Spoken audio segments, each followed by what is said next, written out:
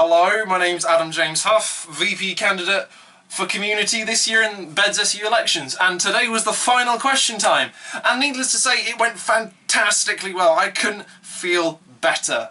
After perhaps the worst start in the entire world for me, in the sense that throughout most of the day I was virtually crapping myself to the point where I'm pretty convinced I've crapped my own body weight. I went on to do a fantastic speech tonight. Compared to Bedford, because I had a lot more time to prepare for Bedford, there was a lot more time to think of things that could go wrong. With the Luton one, it was literally 1 day gap in there. And I nailed it. Personally for me, I overcame most of my fears. I got up there and I smashed it. The questions I were asked were actually, one of them was about my hometown, Luton. And I feel as though I handled that so well, I'm genuinely proud of myself. Now, I'm not trying to get big-headed here. I know there are things I could have done better. Steve Owen, who is the current VP for Communities and Engagement, or Activities and Engagement, sorry, asked about RAG, and I really wish I could go back and re-answer that, because personally, there are a couple more things I'd like to add on that.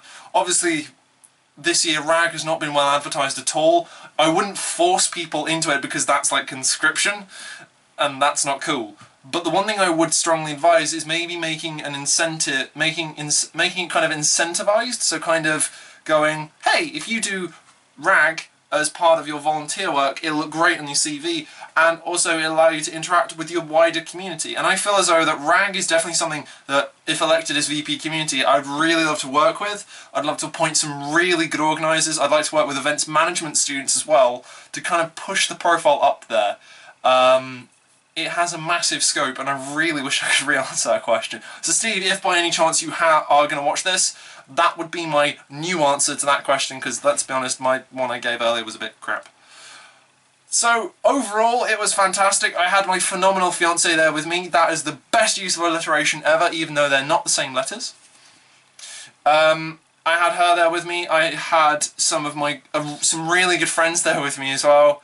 And I just felt really good. Tonight was probably the best night for me out of the two question times. I felt really crap after the last one, but this one I'm feeling so much more positive. I think it's because it was on home turf, and also because there wasn't a really long taxi ride back to Luton. Not dissing Bedford campus at all. I think you're lovely. You are some of the nicest people I've met. And honestly, I really look forward to potentially working with you in the next coming years, seriously. So yeah, that's pretty much going to be it for the campaign week blog. Next week is voting week, and it's the big one. So safe to assume I'm genuinely terrified. I'm going to be up at 7 o'clock again. I've been getting up at 7 all week just to go down and campaign for the campaign week. So imagine what the voting week's going to be like. It's going to be mad. So, thank you very much for following the campaign blog so far. I really appreciate it. If you have any questions at all regarding my campaigning, my candidacy, or just any questions at all you'd like to ask about myself and like how the process goes and like what goes on behind the scenes of anything, please do drop me a comment below. I'm more than happy to answer anything within reason. Obviously there are some things I can't answer, like where the babies come from. There are YouTube videos for that. Go look them up, please.